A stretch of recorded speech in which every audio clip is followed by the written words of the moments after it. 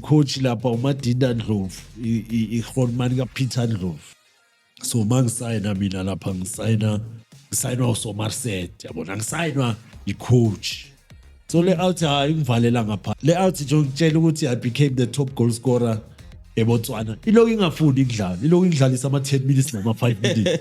Wena ulibele Yabona nje kule 10 minutes nje vele ngithi uNkulunkulu I'm playing against this man. I'm not playing against ama opponent. Yeah. Ukhashaza. Yena ngahashaza. Yeah. Yazi ngahashaza khona la ngilahlela khona 5 minutes. Ahashaza 1. Change room masingena athi hayi ndoda uyayishaya inet man.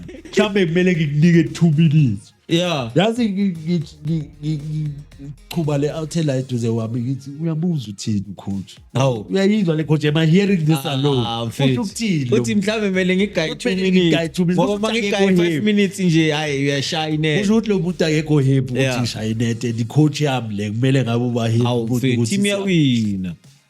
So unfortunately those are the things I encountered.